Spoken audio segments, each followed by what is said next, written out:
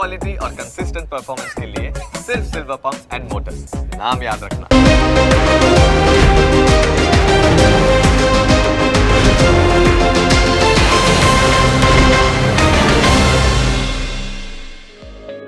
Closing capital ना प्रायोजक छे ट्रेड बुल्स।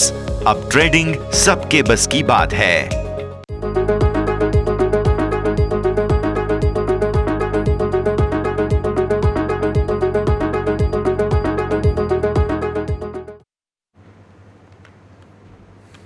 ગુડ આફ્ટરનૂન, સ્વાગત આપનું ક્લોઝિંગ કેપિટલમાં। હું યશ આપની સાથે। ભારતીય માર્કેટ્સના ક્લોઝ તરફ આગળ વધી રહ્યા છીએ। ફિન નિફ્ટીની એક્સપાયરીને દિવસે જબરદસ્ત એક્શન ભારતીય માર્કેટ્સમાં જોવા મળી રહ્યું છે। નજર કરો તમે નિફ્ટી। સૌથી પહેલા તો આજે દિવસના ન્યૂનતમ સ્તરો બનાવ્યા 25,235ના ઉપર વારંવાર 25,300 અપ્રોચ કરવાની કોશિશ કરી રહ્યા છીએ। સફળતા સોફાર મળી નથી રહી। બેંક નિફ્ટી પર નજર કરો, અહીંયા તમને જે છે તે ખાસ જોવા મળશે 51,240ના દિવસના ન્યૂનતમ સ્તરો બન્યા thanks to bank Nifty fin Nifty તમને જોવા મળે છે 51,750। આપણે આટલા દિવસથી વાત કરી રહ્યા હતા। હું તમને બેંક નિફ્ટીના ડેલી ચાર્ટ્સ પણ તમને બતાવીશ। બેંક નિફ્ટીના 51,750ના આજના હાઈ બને છે। 51,500નો લેવલ આપણે એક્સપેક્ટ કરી રહ્યા હતા। ફિન નિફ્ટીની એક્સપાયરી હતી અને જબરદસ્ત એક્શન તમને આવતું જોવા મળ્યું। ડેલી સ્ક્રીન્સ પર તમે નજર કરો છો, તમને જોવા મળશે 51,500ના ક્લોઝની આપણી એન્ટિસિપેશન હતી। અત્યારે બહુ જ સરસ તેજીને કારણે થઈને એક્શન ફિન નિફ્ટી હું તમને વાત કરી રહ્યો છું। ફિન નિફ્ટી પર નજર કરો તમે, આ 23,600નો તમારો આજનો ડેઝ લો છે। ત્યાંથી શોર્ટ કવરિંગ શરૂ થયું, જે તમને લઈને આવે છે 23,950 પર। જબરદસ્ત એક્શન તમને જે છે તે અહીંયા ખાસ આવતું જોવા મળ્યું અને જે કોલ રાઇટર્સ હતા તે બધા જ ધીરે ટ્રેપ થતા જોવા મળ્યા। તેના કારણે 23,600, પછી 23,700, 23,800 આ બધામાં તમને જે છે તે ખાસ એક્શન એ રીતે જોવા મળ્યું કે જે કોલ રાઇટર્સ એક પછી એક આવતા હતા તે બધા જ ફસાતા ગયા અને ધીરે બધા જ ક્રોસ થઈ ગયા। એટલે છેક 24,000ને નજીક આવી ગયો ફરી એકવાર ફિન નિફ્ટી અને થેન્ક્સ ટુ ધેટ બેંક નિફ્ટીમાં સારી તેજી તમને જોવા મળી રહી છે। આગળ વધીએ, ચર્ચા કરીએ। આપણી સાથે માર્કેટ એક્સપર્ટ અસીમ મહેતા જોડાઈ રહ્યા છે। અસીમ સર, સ્વાગત અને સૌથી પહેલા તો ગુડ આફ્ટરનૂન। સેટઅપ સમજવાની કોશિશ કરીએ। ભારતીય માર્કેટ્સ જે છે બહુ રસપ્રદ જગ્યાએ છે। એક તરફ મંદી માટેની પૂરી કોશિશ થાય છે, પણ તેજી તુરંત જ આવી જાય છે। મતલબ માર્કેટને બહુ ઘટવું પણ નથી અને જે કોઈ પણ થોડો ઘણો ઘટાડો મળે છે એમાં બધા જ લોકો એકસાથે આવે છે અને ખરીદારી કરવા માટેના એફર્ટ્સ જે છે તે તુરંત લાગી જાય છે। તહેવારોની સિઝન તરફ આગળ વધી રહ્યા છીએ। નવરાત્રી, દિવાળી બધું ઓક્ટોબરમાં એક સાથે છે અને 31 ઓક્ટોબર સુધીમાં પૂરું પણ થઈ જશે। એટલે આ સપ્ટેમ્બર ઓક્ટોબર 2 મહિના બહુ જબરદસ્ત એક્શન બતાવશે। અસીમ સર, ગુડ આફ્ટરનૂન યશ। આપની વાત બહુ જ વ્યાજબી એટલા માટે છે કે હવેનો સમય ફેસ્ટિવ સિઝન અને સ્વાભાવિક રીતે દિવાળીનું મહત્વ આપણા માર્કેટ માટે પણ વધારે હોય છે અને ઓલવેઝ આપણે એ લેવલને હંમેશા વોચ કરતા હોઈએ છીએ। પણ એક આપણું મેક્રો લેવલની વાત કરીએ યશ, તો અત્યારે જે ઇન્ડિયન ઇકોનોમીની બે ફેક્ટર જે અત્યારે મને ધ્યાનમાં આવ્યા છે। એક તો જે જીએસટીના જે કલેક્શનના ફિગર્સ છે, ઓફકોર્સ ગયા વખતની કમ્પેરિઝનમાં મતલબ in comparison two last year 10% વધારે છે, પરંતુ મંથ ઓન મંથ થોડો ઘટાડો દેખાડ્યો છે, નંબર 1। નંબર 2, જે ફિસ્કલ ડેફિસિટ છે એ 4 મહિનાની એપ્રોક્સિમેટલી 17% છે। એટલે આમ જુઓ તો બહુ જ સારી કમ્ફર્ટેબલ પોઝિશન ઇન્ડિયન ઇકોનોમીની કહી શકાય। હવે આપણે જે વાત કરી કે માર્કેટ કરેક્શન આપવાનો પ્રયત્ન કરે છે અને આપણે એમ લાગે છે કે માર્કેટ કરેક્શન આવશે। કદાચ તમે જો છેલ્લા જૂન પછીનો જે ટ્રેન્ડ જોશો તો માર્કેટમાં કરેક્શન આવે પછી તરત પાછું પોતાનું લેવલ એ એચીવ કરે છે। યસ, મારું એવું ચોક્કસ માનવું છે કે આપ જોશો તો જ્યાં બેંકની ડિપોઝિટ ઘટી રહી છે ત્યાં આપણા ઇન્વેસ્ટરોનો માર્કેટ પ્રત્યેનો વલણ પોઝિટિવ થતું બતાવ્યું છે। મંથ ઓન મંથ એસઆઈપી જે ફંડ છે, મ્યુચ્યુઅલ ફંડ છે એ વધી રહ્યા છે અને ઓવરઓલ ઇન્સ્યોરન્સ છે કે લાઈફ ઇન્સ્યોરન્સ છે કે જે બધા છે એનું પણ ફંડ્સ માર્કેટમાં આવી રહ્યું છે। એટલે માર્કેટમાં ફંડ જે કોઈ લિક્વિડિટી ખૂબ સારી છે એટલે માર્કેટમાં મોટું કરેક્શન આવતું નથી। પણ એમ કહ્યા પછી આપણે જોશું તો પર્ટિક્યુલર સ્ક્રિપ્ટમાં તમે જોશો ગઈકાલે જો વાત કરીએ તો ગઈકાલે નિફ્ટી બેંક નિફ્ટી ઉપર હતા, પરંતુ તમે જોયું હશે કે મિડ કેપ અને સ્મોલ કેપમાં એક સારું કરેક્શન જોવા મળ્યું હતું। આજે લગભગ નિફ્ટી ફ્લેટ તરફ આગળ વધી રહી છે। એટલે માર્કેટમાં બહુ મોટો ઘટાડો આવે એવા કોઈ ઇન્ડિકેશન અત્યારે દેખાતા નથી અને બહુ લાંબુ અત્યારે પ્રિડિક્ટ એટલા માટે ના કરવું જોઈએ કે જ્યારે ફંડનો આટલો ફ્લો આવતો હોય તો સ્વાભાવિક રીતે જ્યારે માર્કેટ નીચું આવે છે અથવા નવું લો આવે છે તો તો એમાં એક બાઇંગની ઓપોર્ચ્યુનિટી સમજીને ઇન્વેસ્ટરો ઇન્વેસ્ટ કરતા હોય છે. સો મારી દ્રષ્ટિએ માર્કેટનો ટ્રેન્ડ પોઝિટિવ છે. કરેક્શન જરૂરી માર્કેટમાં એક આવકારદાયક હોય છે, પણ આઈ થિંક આ રીતે સાઇડલાઇન થઈને માર્કેટ પોતાનું કરેક્શન ટાઈમ વાઇઝ પણ આપતું રહ્યું છે. કરેક્શન તો આવતું રહે છે, એ વાત તો પર્ટિક્યુલરલી બેસે છે અહીંયાથી ખાસ. પણ જે પ્રકારે સેક્ટર રોટેશન થઈ રહ્યા છે તે બહુ જ મહત્વના છે.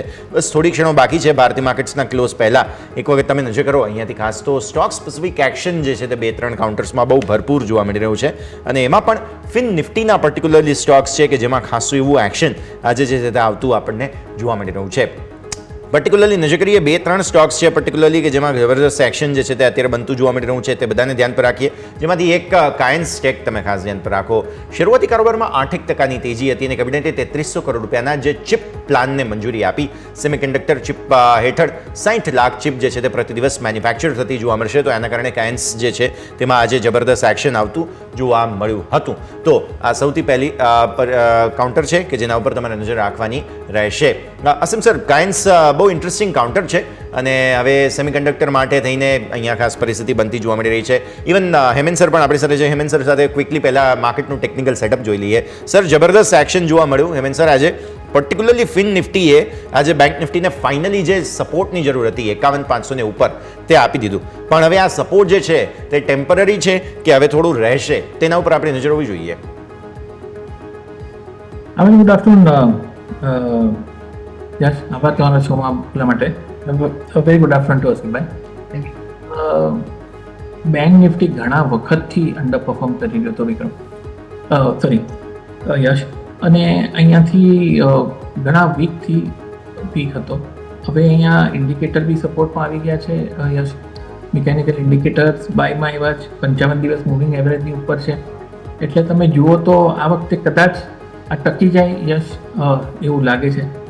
અને આઈસીઆઈસીઆઈ બેંક, એક્સિસ બેંક બધામાં થોડું આપણને પોઝિટિવ પ્રાઇસ એક્શન જોવામાં આવી રહ્યું છે. યસ,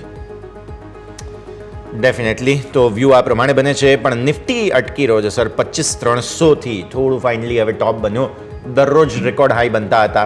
ફાઇનલી હવે બેંક નિફ્ટી જ્યારે એક્શનમાં આવ્યો છે તો નિફ્ટી જરા ઠંડો પડી ગયો સર આજે. ભાઈ મ્યુઝિકલ ચેર્સ રમવાના છે. બેંક નિફ્ટી થાક ખાય તો નિફ્ટી ચાલશે, નિફ્ટી થાક ખાય તો બેંક નિફ્ટી ચાલે. માર્કેટ ચાલવું જોઈએ. પણ હવે 13 દિવસ ચાલ્યું છે.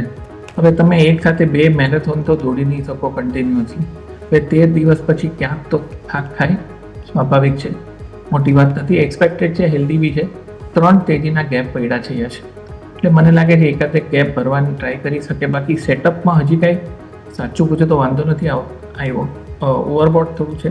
હવે આટલું ચાલ્યા પછી નેચરલ છે કે ઓવરબોટ છે, પણ નથી કોઈ રિવર્સલ આવ્યા, નથી કોઈ લેવલ તૂટ્યા.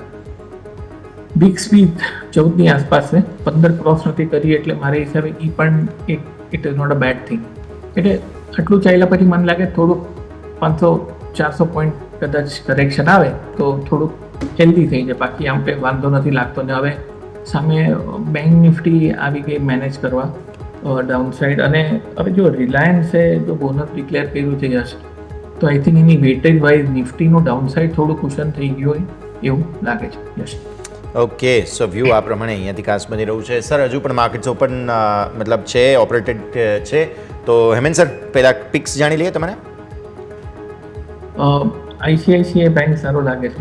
આઈસીઆઈસીઆઈ બેંક થોડો શોર્ટ ટર્મ કોલ છે. હમણાં 1247 છે. મારા હિસાબે 12 રૂપિયાની સ્ટોક લોસ, 24 રૂપિયાનો ટાર્ગેટ. બીજો સ્ટોક છે Chambal fertiliser. Yes, positional call છે. અહીંયા તમે ચાર્ટ જોશો તો 10-11 વીકથી 540 પાર નથી કરતો. રેન્જ છે 540ની ઉપર તમારે 7-8% અપસાઇડ આવવી જોઈએ. એટલે Chambal fertiliser looks good. Setup સુધરી રહ્યો છે અહીંયાથી. યસ. ઓકે, સો વ્યૂ આ પ્રમાણે અહીંયાથી ખાસ બનતું જોવા મળી રહ્યું છે. નજર રાખવાની રહેશે ચંબલ અને આઈસીઆઈસીઆઈ બંને પર ફોકસ રાખો. બંનેના લેવલ્સ તમારા સ્ક્રીન પર ધ્યાન પર રાખવાના રહેશે. આગળ વધીએ બીજા કાઉન્ટર્સ પર્ટિક્યુલરલી કે જેમાં સરસ એક્શન બનતું જોવા મળી રહ્યું છે તેમાં કાઇન્સની વાત કરી રહ્યા હતા, પણ એ પહેલાં હવે ભારતીય માર્કેટ્સના ક્લોઝ પર એક વખત નજર કરી લો. કન્ઝ્યુમર ડ્યુરેબલ્સ બહુ જ સરસ ચાલ્યા છે, ફિન નિફ્ટી બહુ જ સરસ આજે જબરદસ્ત એક્શન, પ્રાઇવેટ બેંક સારા ચાલ્યા છે આજે બધાને, સરે આઈસીઆઈસીઆઈ બેંક આપ્યું છે તો એ પણ ખાસ પરિસ્થિતિ. વેચવાલીમાં એક મીડિયા શેર્સ છે, એનર્જી છે, રિયલ એસ્ટેટ ટોપ ગેઇનર્સમાંથી ટોપ લૂઝર્સ, જબરદસ્ત વોલ્ટિલિટી તમને જે છે તે અહીંયા આવતી ખાસ જોવા મળી રહી છે આ સેક્ટરમાં. દિવસની શરૂઆત બને, ઇન્ટ્રાડે હાઈઝ બને અને પછી વેચવાલી આવે તો આ છે તમારા માટે થઈને ખાસ પર્ટિક્યુલરલી જબરદસ્ત એક્શન અહીંયા આપણને જોવા મળી રહ્યું છે. બીજું તમે નજર કરો તો ખાસ જે પ્રકારે ક્લોઝ અત્યારે પ્રોવિઝનલ આંકડાઓ છે આપણા પાસે 25,268ના, તો થોડા લાલ નિશાનમાં છીએ પણ સેટલ થતા લીલા નિશાનમાં આવી જઈશું. અને બેંક નિફ્ટી જોઈ લો તમે 51,700 નીચે, એ પણ સેટલ થતા સારા લેવલ્સ તો તમને મળી જ જશે. ફિન નિફ્ટી વન્ડર બોય આજનું 23,900 પર તમને એક્સપાયરી થતી અહીંયાથી જોવા મળી રહી છે ખાસ, તો આ તમે ખાસ ધ્યાન રાખો. અને વિક્સ તમારો આજે જે છે તે થોડો ઘટીને ગયો છે, તો આ પણ પરિસ્થિતિ કે જેના પર નજર રાખવાની રહેશે. તો ઓલરેડી માર્કેટ કમેન્ટ્રી વગેરેની તો આપણે વાતચીત કરી લીધી છે હેમંત સર સાથે. સો હવે સેક્ટર મારે ખાસ એક છેલ્લે ફટાફટ ચેક કરી લેવું છે હેમંત સર, અને એ છે કન્ઝ્યુમર ડ્યુરેબલ્સ. 1.5% બહુ સરસ અપમૂવ. કન્ઝ્યુમર ડ્યુરેબલ્સ ચાલવાનું એક રીઝન એ હોય કે ફેસ્ટિવલ સિઝન, હું હમણાં અસીમ સર સાથે શરૂઆતમાં એ જ વાત કરી રહ્યો હતો કે કન્ઝ્યુમર ડ્યુરેબલ્સ અથવા તો કન્ઝમ્પશન ઓવરઓલ થીમ ચાલવાનું રીઝન આ છે કે ફેસ્ટિવલ સિઝનમાં છીએ, ફૂલ શોપિંગ થશે. અને આ વખતે ઓક્ટોબર મહિનામાં હું આજે જ જોઈ રહ્યો હતો, સેકન્ડ વીકમાં દશેરા છે અને પછી 31 ઓક્ટોબરે દિવાળી છે, એટલે બધું જ 3-4 અઠવાડિયાનો ખેલ છે સર. પણ એના માટે અત્યારથી જ આ બધા સ્ટોક્સ ચાલવા માંડ્યા consumer durables. Sir Hemant sir. હા, તમે કન્ઝ્યુમર ડ્યુરેબલ યશ ચાર્ટ જોશો તો આપણે અહીંયા ઘણા વખતથી તેજીમાં જ છે. ઇનફેક્ટ તમે જોશો તો અહીંયા છેલ્લા 1.5 વર્ષથી વન વે તેજી જ છે. ખાલી 1 મહિનો નેગેટિવ આવ્યો છે આટલા વખતમાં, બાકી પ્લસમાં જ આવ્યો છે મંથ ઓન મંથ.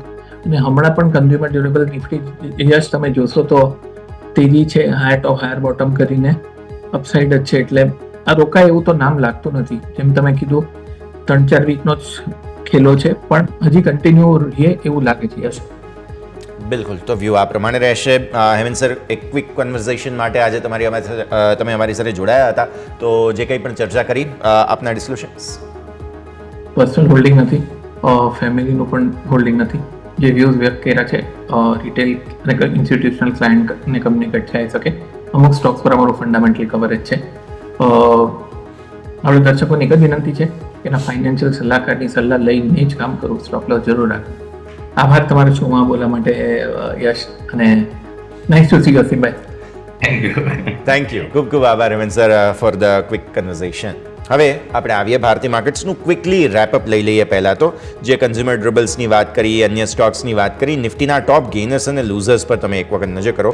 ટોપ ગેઇનર્સમાં તમને જોવા મળશે સૌથી પહેલાં તો ખાસ આજની સારી મજબૂતીમાં જે કાઉન્ટર્સ સપોર્ટ કરતા જોવા મળ્યા હતા. એસબીઆઈ લાઈફ તમે જોઈ લો 2%થી વધુની મજબૂતી, એચડીએફસી લાઈફમાં 0.5%ની મજબૂતી, શ્રીરામ ફાઇનાન્સ 1.5% અને આઈસીઆઈસીઆઈ બેંકમાં પણ 1.5%ની મજબૂતી તમને અહીંયાથી આવતી ખાસ જોવા મળી. આઈસીઆઈસીઆઈ બેંક પીક પણ છે આજે, યાદ રાખો. બજાજ ફિનસર્વ, હીરો મોટોકોર્પ બધા સારા મજબૂત હતા. વેચવાલી ક્યાં હતી? ઓએનજીસી 1.25% નીચે, ઇન્ફોસિસ 1% નીચે, બજાજ ફાઇનાન્સ તમે જુઓ વિરોધાભાસ.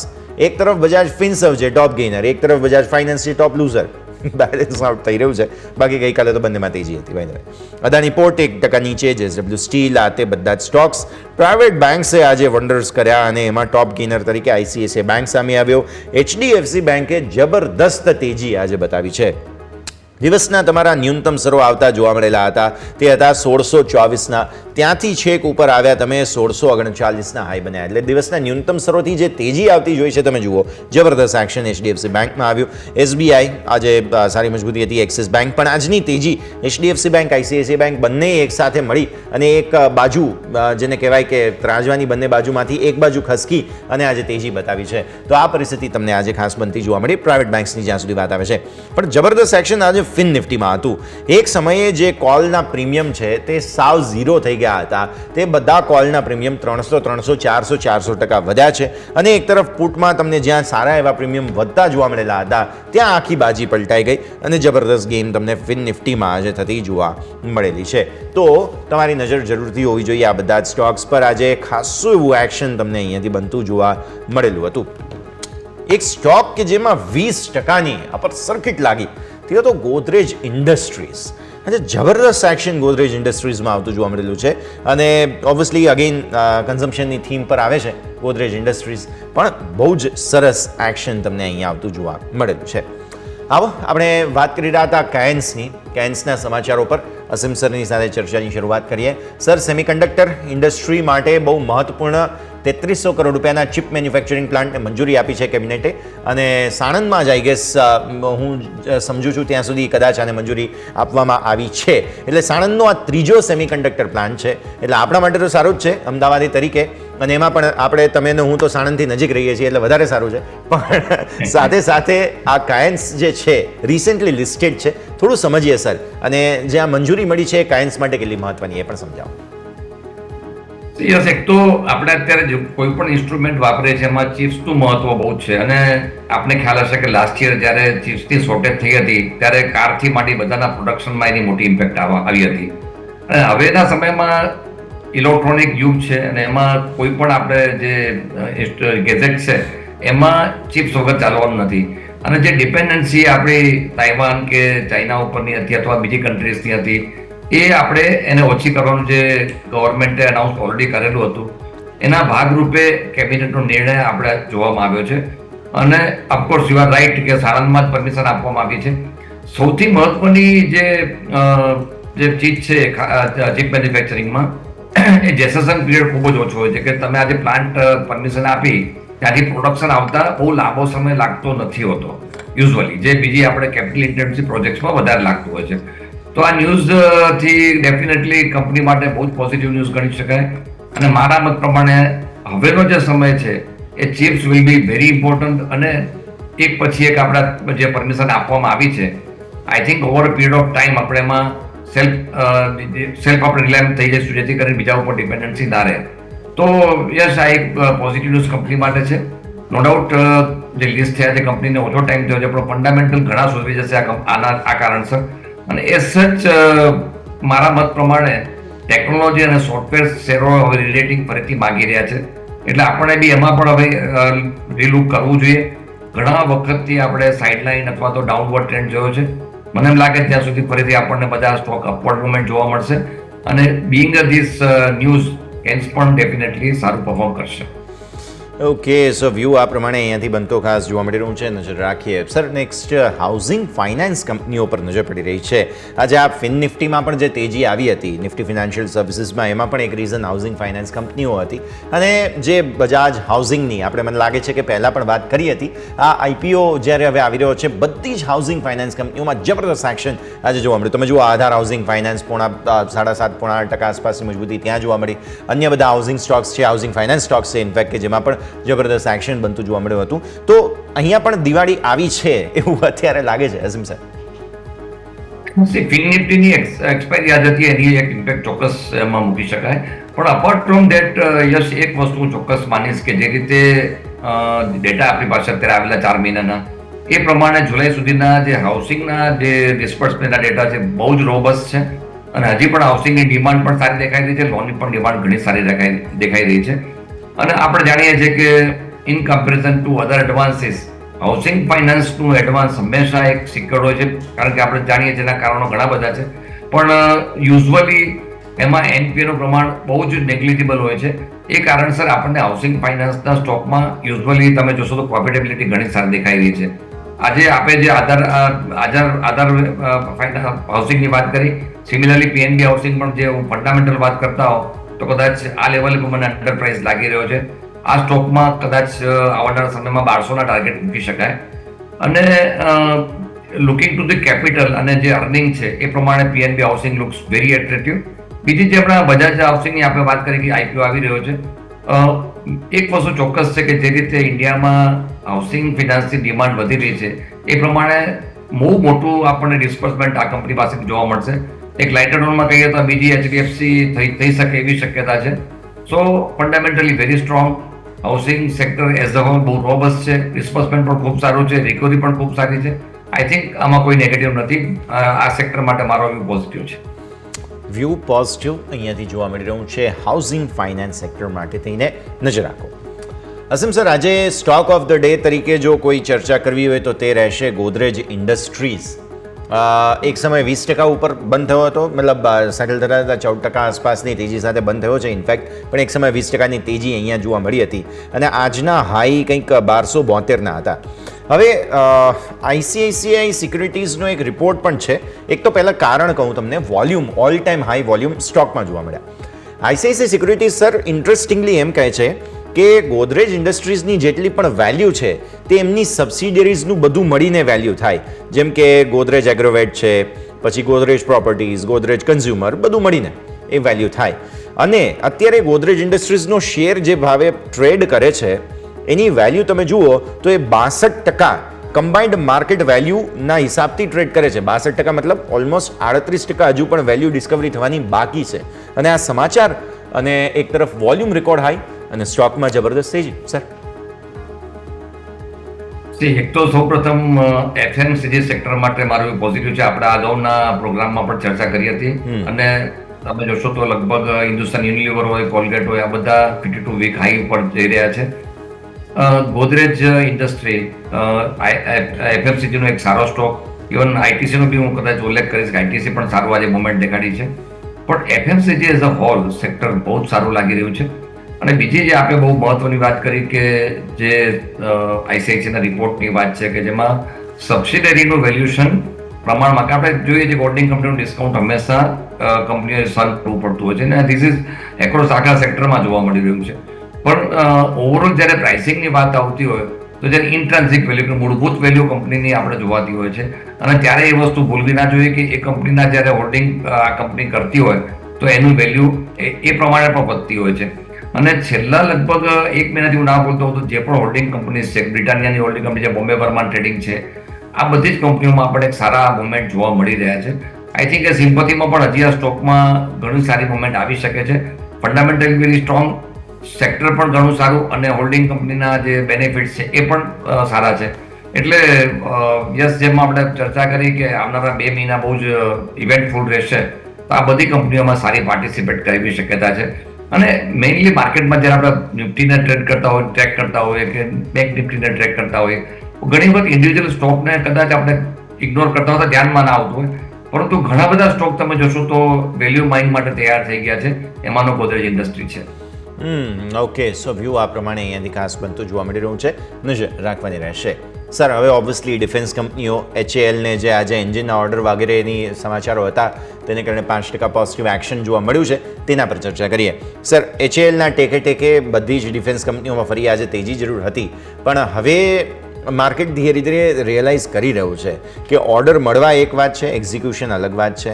ભલે આજે ફરી એકવાર તેજી આવી છે, પણ અગેન હું તમને એ જ સવાલ પૂછીશ કે અહીંયાથી એક્ઝિક્યુશન કઈ રીતે આ કંપનીઓ કરે છે તેના ઉપર આગળની અત્યાર સુધીની વેલ્યુ ડિસ્કવરી થઈ ગઈ, બધું તેજી આવી ગઈ, પણ હવેની જે તેજી છે અથવા તો કહો મૂવ છે ડિફેન્સ સેક્ટરની, તે એક્ઝિક્યુશન પર ડિપેન્ડન્ટ રહેશે. HALને ઓર્ડર મળ્યો તેની પણ વાત કરી લઈએ અને બાકી બધી કંપનીઓ કોચિન, મઝગાંવ, આ તે બધી હવે શું કરી શકે, પોર્ટફોલિયોના હિસાબથી હોવું જોઈએ કે નહીં, તેના ઉપર આપણે ફોકસ કરીએ. સર, સૌપ્રથમ તો છેલ્લા 2 થી 3 વર્ષમાં જે ડિફેન્સ સેક્ટરના સ્ટોક્સ છે એમણે માસિવ પરફોર્મ કર્યું છે. માસિવ શબ્દ એટલા માટે વાપરું છું, કદાચ મારા અનુભવમાં આ બધા સ્ટોકને કોઈ એટલું ડિટેલમાં ઓબ્ઝર્વ પણ નહોતું કરતું એક સમયમાં, જ્યારે આજે આ બધા સ્ટોક નવરત્ન કહી શકાય અથવા તો એના બેસ્ટ પરફોર્મર કહી શકાય એ ટાઈપનું થયું. અને યસ, એના કારણસર રોકાણકારોને પણ ઘણો બેનિફિટ મળ્યો. પણ એક વસ્તુ જે આપણે વાત કરીએ એટલી જ મહત્વની છે કે ઓર્ડર ચોક્કસ છે અત્યારે બધી જ કંપની પાસે. અને બહુ સારી વસ્તુ એ છે કે આપણે જે ડિફેન્સમાં નેટ ઇમ્પોર્ટર થાય છે કે આપણે એક્સપોર્ટર થઈ ગયા છે અને we are getting very good orders from overseas. એટલે મઝગાંવ ડોકની પણ આપણે ચર્ચા આપણે કરી હતી વચમાં અને આજે પણ એને સારા ઓર્ડર મળેલા છે. 20 હિન્દુસ્તાન એરોનોટિક્સ પણ સારા ઓર્ડર મળેલા છે. એટલે બહુ જ હેલ્ધી ઓર્ડર બુક પોઝિશન છે. મારું એટલું જ ઓબ્ઝર્વેશન છે કે આ બધા પોઝિટિવ ફેક્ટર છે, પરંતુ સમય જે કહેવાય કે એ બધા એક્ઝિક્યુટ થવામાં જે સમય થશે. અને પ્રાઇસિંગની વાત કરીએ તો આ લેવલથી મોટા ઉછાળાની અપેક્ષા અત્યારે ન રાખવી જોઈએ. નો ડાઉટ ઇન્વેસ્ટમેન્ટ કાઢી નાખવાની વાત નથી કરતો, પણ જે પણ ઇન્વેસ્ટર જો ઇન્વેસ્ટ કરશે તેના થોડો વેઇટિંગ પીરિયડ ચોક્કસ રહેવાનો છે. 2 વસ્તુ છે, એક તો ઘણી બધા મ્યુચ્યુઅલ ફંડ્સમાં જે ડિફેન્સના particular sector wise mutual funds છે એમને નવા ફંડ લેવાનું બંધ કરી દીધું છે. અને ઘણું લિક્વિડેટ પણ કરવામાં આવ્યું છે. એટલે ક્યાંક ને ક્યાંક ટાઈમ વાઇઝ કરેક્શન આવે એવી શક્યતા છે. નવું બાઇંગ કરવા માટે થોડું વેઇટ કરવું જોઈએ, પણ જે જૂના સ્ટોક જેમની પાસે છે, જે હોલ્ડ કરી રહ્યા છે, એમને ડેફિનેટલી હોલ્ડ કરવું જોઈએ. હજી પણ પ્રાઇસ ચોક્કસ સારા મળશે, પણ જરૂરથી વેઇટિંગ પીરિયડ હશે. શોર્ટ ટર્મમાં સાઇડલાઇન દેખાઈ રહ્યું છે તો થોડું કરેક્શન આવી શકે છે. લોંગ ટર્મ મારો વ્યૂ પોઝિટિવ છે. નવું બાઇંગ કરવા માટે થોડી વેઇટ કરવાની એડવાઇસ બને છે. ઓકે, સો વ્યૂ આ પ્રમાણે અહીંયાથી ખાસ બનતો જોવા મળી રહ્યું છે. નજર રાખવાની રહેશે. નવી ખરીદદારી કરવાથી સલાહ અત્યારે ફિલહાલ નથી. આગળ વધીએ સર. એક મેટ્રીમોની.com સ્ટોક આજના દિવસે ફોકસમાં હતો, કારણ કે બાયબેકની અનાઉન્સમેન્ટ અને ત્યારબાદની પરિસ્થિતિને કારણે એક્શન જે છે તે સ્ટોકમાં આવ્યું છે. 13% તેજી અને નવા રેકોર્ડ હાઈ બની ગયા. અને 5 સપ્ટેમ્બરે બોર્ડ બેઠકનું આયોજન છે. બાયબેક પર વિચારણા સંભવ છે. બાયબેકના સમાચાર પર આટલી મોટી તેજી આવવી અને બાયબેકમાં શું કરવું તે બંને પર મેટ્રીમોની.com. સર, મેં એક તો સૌપ્રથમ કહ્યું કે ટેકનોલોજી સેક્ટર છે કે જે આ બધા ટાઈપના જે અલગ અલગ આ સેક્ટરમાં ઘણા બધા અલગ અલગ કંપનીઓ કામ કરે છે, એના માટે જરૂરથી પોઝિટિવ છે. સપ્ટેમ્બર એન્ડ સુધી આપણે જે બજેટમાં પ્રોવિઝન આવી છે પ્રમાણે બાયબેકના પ્રોવિઝન પ્રમાણે અર્લિયર પ્રોવિઝન એપ્લિકેબલ રહેશે. એટલે 30મી સપ્ટેમ્બર સુધી બધી જ કંપનીઓ જેમને પણ બાયબેકનો બેનિફિટ લેવો છે એ ડેફિનેટલી એનાઉન્સ કરે છે. અને આપણે જોઈએ છીએ કે એક પછી ઘણી બધી કંપનીઓ આવી રહી છે. યસ, મેં પહેલા બી કહ્યું હતું કે બાયબેકના કારણસર ચોક્કસ એક મોટો ઉછાળો એટલા માટે જોવાતો હોય છે કે બાયબેકના પ્રાઇસ અને માર્કેટના પ્રાઇસમાં જે ડિફરન્સ હોય છે એનો લાભ લેવાનો પ્રયત્ન કરતા હોય છે. એટલે ઇવન રિટેલ ઇન્વેસ્ટર પણ એમાં બાય કરતા હોય છે. પણ એક વસ્તુ જે મેં પહેલા બી કહી હતી જ્યારે આપણે સિમ્પનીની ચર્ચા કરી હતી ત્યારે, કે બાયબેકમાં 100% શેર તો લેવાના હોતા નથી. કંપનીઓ બાયબેક પૂરેપૂરી તો કરતી નથી હોતી. તમારી પાસે 100 શેર હોય, તમારી 10 શેર લેતી હોય કે 15 શેર, જે એમનો રેશિયો બેસતો હોય એ પ્રમાણે લેતા હોય. પણ બાયબેકના એનાઉન્સમેન્ટ પછી સ્વાભાવિક રીતે જે ન્યૂઝ બેઝ ઉછાળો આવ્યો હોય છે એમાં કરેક્શન આવતું હોય છે. તો એવા કરેક્શનના કારણોસર બાય કરવું એ મારા મત પ્રમાણે એડવાઇઝેબલ નથી. આ ચોક્કસ જેમની પાસે છે એ જરૂરથી હોલ્ડ કરી શકે છે, બાયબેકનો બેનિફિટ પણ લઈ શકે છે. પણ માત્ર બાયબેકના એનાઉન્સમેન્ટ ઉપર બાય કરવું એટલું એડવાઇઝેબલ નથી રહેતું. Ultimately over a period of time એમાં ઘણી વખત આઈધર તમને પ્રાઇસ મળતા નથી હોતા એટલા, અથવા નુકસાન થવાની પણ શક્યતા હોય છે. સો અત્યારે એ સ્ટોકને અવોઇડ કરવો જોઈએ. જેમની પાસે છે એ હોલ્ડ કરીને બાયબેકનો બેનિફિટ જરૂરથી લે. ક્લિયર. જેમની પાસે છે તેઓ બાયબેકનો લાભ લઈ શકે છે. ઇનફેક્ટ તમે આગળ ખાસ પરિસ્થિતિ પર નજર પણ રાખી શકો છો. તો આ તમારા માટે થઈને સ્ટ્રેટેજી. આગળ વધીએ. બીજા કાઉન્ટર્સ પર્ટિક્યુલરલી કે જેમાં થોડું દબાણ આવતું હવે જોવા મળી રહ્યું છે, તેમાંથી એક ટોરન્ટ પાવર આજે જોવા મળ્યો. મે બી ટેકનિકલી સેલિંગ છે. 1700નું લેવલ હોલ્ડ કરવાની પૂરી કોશિશ કરી. 1707 ના લેવલ આજના લો બન્યા હતા અને લગભગ 3% છેલ્લે બંધ થયો, ઘટીને સ્ટોક આ છે. ટોરન્ટ પાવર સર, આમ જોવા જાવ તો કોઈ ફંડામેન્ટલ રીઝન તો નથી વેચવાલીનું, એટલે ટેકનિકલ વેચવાલીના બેનિફિટ ઓફ ડાઉટ આપી અને ઘટાડે બાઇંગ ઓપોર્ચ્યુનિટી જોઈશું ટોરન્ટ પાવરમાં. પાવર સેક્ટરની જ્યારે પણ ચર્ચા કરીએ તો ટોરન્ટ પાવરને થોડુંક આપણે અલગ રીતે કરવું જોઈએ. આપણે મોટું જેમ સુરત ઇલેક્ટ્રિસિટી, અમદાવાદ ઇલેક્ટ્રિસિટી એક સમયમાં એમાં મર્જ થયેલી છે અને ઘણી બધી પાવર કંપનીઓ એવી છે કે જેમના ડિવિડન્ડ આપતા વર્ષો નીકળી ગયા હતા. પણ Torrent power right from beginning dividend આપતી કંપની છે, નંબર 1. નંબર 2, પાવર સેક્ટરમાં એક બહુ સારો ઉછાળો આપણે ઘણા છેલ્લા વખતમાં જોયો. એટલે આખું સેક્ટર થોડુંક કરેક્શન મોડમાં છે અને એ કારણસર આપણે પ્રાઇસમાં ઘટાડો જોવા મળે. પરંતુ ફંડામેન્ટલ વાત કરતા હોય તો Torrent power looks very promising. અને જે રીતે એમણે દહેજમાં પણ પ્લાન્ટ નાખ્યો છે ગેસ બેઝ, એના બી પ્રોડક્શન આવ્યા પછી કંપની માટે ખૂબ સારું મીન્સ વર્કિંગ દેખાઈ રહ્યું છે. એટલે કોઈ નેગેટિવ બનતું નથી. On to contrary I am absolutely positive. એક વસ્તુ ચોક્કસ છે કે જ્યારે આપણે જે મોન્સૂન સિઝન હોય એમાં સ્વાભાવિક રીતે હાઇડ્રો ઇલેક્ટ્રિસિટીનું પ્રોડક્શન વધતું હોય છે અને પ્રમાણમાં ઇલેક્ટ્રિસિટીની ડિમાન્ડ થોડીક ઓછી થતી હોય છે. એટલે આ 1-2-3 મહિના આપણે જનરલી એવું ઓબ્ઝર્વ કરવામાં આવ્યું છે કે થોડા મતલબ ડલ કહી શકાય ટાઈપના રહેતા હોય છે. પણ ઓવરઓલ કોઈ ફંડામેન્ટલ ચેન્જ નથી. ફંડામેન્ટલ વેરી સ્ટ્રોંગ છે. ઇન્વેસ્ટર માટે હું માનું છું ઘટે છે તો બાઇંગ ઓપોર્ચ્યુનિટી સમજવી જોઈએ. અને as a power sector as a whole મારો વ્યૂ પોઝિટિવ છે. ટોરન્ટ પાવર માટે તો કંઈ નેગેટિવ છે જ નહીં. કંપની ઇઝ એનો very sound footing. Okay, so view આ પ્રમાણે અહીંયાથી ખાસ બનતું જોવા મળી રહ્યું છે. નજર રાખીએ ટોરન્ટ પાવર માટે. બ્રેકનો સમય અને બ્રેક બાદ આપણે આ ચર્ચાને આગળ યથાવત રાખીશું.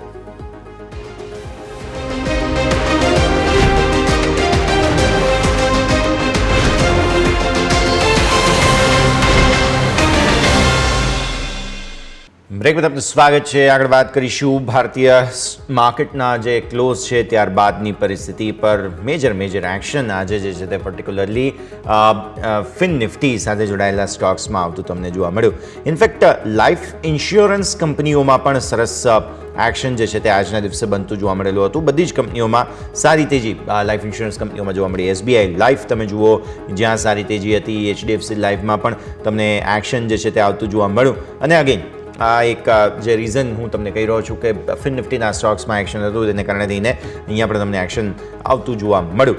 પણ જે રીતે આપણે હાઉસિંગ ફાઇનાન્સ કંપનીઝની વાત કરી હતી તેવી રીતે અહીંયા પણ તમને સારી તેજી આવતી જોવા મળી છે લાઈફ ઇન્સ્યોરન્સ કંપનીઓમાં. હમણાં જ એક રિપોર્ટ અને ટ્વીટ પણ સામે આવ્યું હતું ઝેરોધાના જે CEO છે નિખિલ કામત તરફથી કે મેડિકલ ઇન્સ્યોરન્સ લાઈફ ઇન્સ્યોરન્સ આ તે બધામાં એક્સપોઝર ભારતીયોનું બહુ ઓછું છે હજુ પણ. અને એવું જ હજુ પણ ફરી એકવાર સામે આવી રહ્યું છે. આજે ફરી એકવાર તેજી આપણને આવતી જોવા મળેલી છે. અને અસીમ સર આપણે પણ બહુ રેગ્યુલર ચર્ચા કરેલી છે લાઈફ ઇન્સ્યોરન્સ કંપનીઓની, બાકી બધી ઇન્સ્યોરન્સ કંપનીઓ માટેની પણ વાત કરી છે. હજુ પણ પેનિટ્રેશન એટલું બધું થયું નથી અને એ સ્લો છે. જે કન્વર્ઝન હોવું જોઈએ લોકોનું ઇન્સ્યોરન્સ અડપ્ટ કરવાનું તે પણ થોડું સ્લો છે. પણ હવે આજે સારી તેજી લાઈફ ઇન્સ્યોરન્સ કંપનીઓમાં આપણને જોવા મળે. અસીમ સર બહુ એટલું કદાચ ઇમ્પોર્ટન્સ એટલા માટે નહીં આપું કે કદાચ આ ટેકનિકલ કારણસર હશે. કદાચ ડેફિનેટલી ગુડ સ્ટોક્સ છે, પોર્ટફોલિયોના સ્ટોક છે, એમાં કોઈ નેગેટિવ નથી.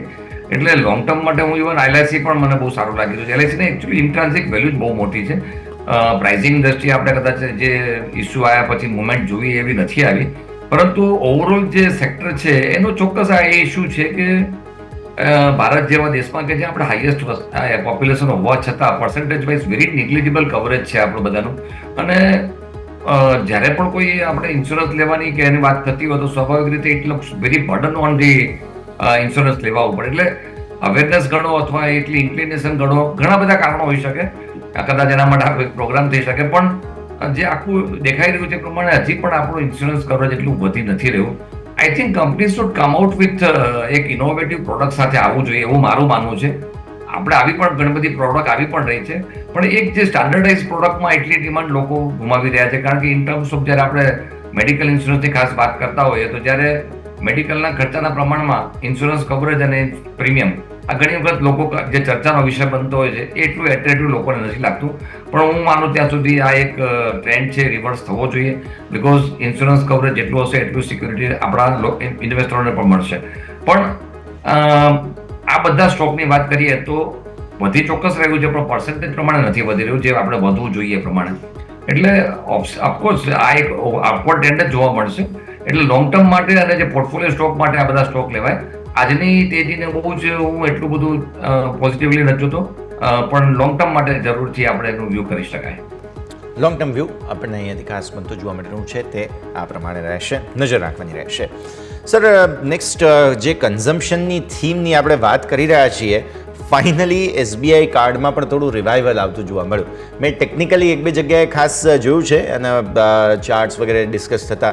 બટ ફંડામેન્ટલી તમે જોવા જાઓ તો હજુ પણ SBI કાર્ડે જે IPO આવ્યો અને પછી જે બધું ડિસ્કશન થયું હતું સો ફાર એવું કંઈ ખાસ પરફોર્મન્સ હજુ જોવા મળ્યું નથી. તમે શું થોડા સેકન્ડ થોટ્સ ધરાવી રહ્યા છો SBI કાર્ડ પર કે હવે તમને લાગે છે કે ના એ એક મેચ્યોરિટી જે બેલેન્સ શીટમાં આવવાની હતી તે હવે અહીંયાથી આવી ગઈ છે? ના, હું બિલકુલ આપણી સાથે સમજ છું. જે અપેક્ષા હતી જ્યારે પાસ્ટમાં મેં પણ આજ બહુ સ્ટોક માટે ચર્ચા પણ કરી છે એ પ્રમાણે પરફોર્મન્સ રહ્યું નથી. મે બી કોમ્પિટિશનનું કારણ હોય કે બીજા UPIના ફેક્ટરના કારણો પણ હોઈ શકે છે. પણ જે અપેક્ષા હતી SBI કાર્ડ પાસે એ પ્રમાણે બેલેન્સ શીટ એટલી પરફોર્મ નથી કરી રહી. મારું પર્સનલી એવું એડવાઇસ છે કે જો આપણી પાસે હોય તો પ્રોફિટ બુક કરીને બીજા સ્ટોકમાં કન્વર્ટ કરવું જોઈએ. I am not that much optimistic કે આમાં કંઈ બહુ મોટી તેજી આવે. કંઈ ખરાબ થઈ જશે એવું નથી કહેતો, પરંતુ જે આપણને માર્કેટના પ્રમાણમાં રિટર્ન મળવું જોઈએ એ રિટર્ન મને એમ લાગે છે આમાંથી મળી શકે એવી શક્યતા ઓછી લાગે છે.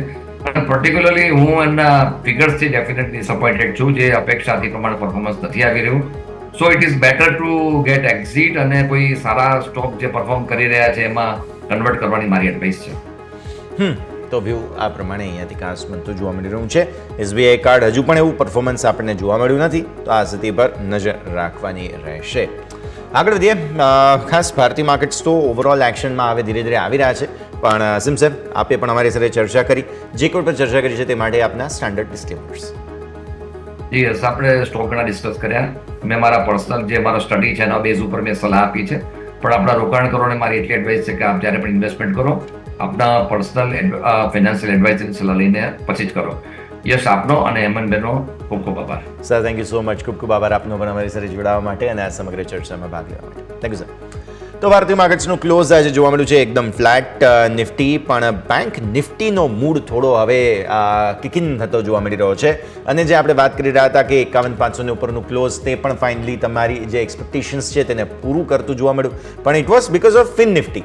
હવે આવતીકાલે જરા કન્ફર્મેશન પોતાના દમ પર આપી દે આઈસીઆઈસીઆઈ, એચડીએફસી બેંક બે સિવાય પણ કંઈક થોડું ચાલે તો આપણને વધારે મજા આવે. ત્યાં સુધી નિફ્ટી માટે થોડા પ્રોબ્લેમ્સ હજુ પણ છે. 25,300ના લેવલને નીચે છે ત્યાં સુધી હજુ પણ પ્રોબ્લેમ્સ રહેશે તેવું લાગી રહ્યું છે, પણ આવતીકાલની બેંક નિફ્ટીની એક્સપાયરી ઇન્ટરેસ્ટિંગ રહેશે તેવું અત્યારે આપણને જોવા મળી રહ્યું છે. આ સરેજા શોમાં હાલ બસ આટલું જ. મને યશના આપશે રજા. આગળના અપડેટ્સ માટે આપ જોતા રહો ન્યૂઝ કેપિટલ ગુજરાત.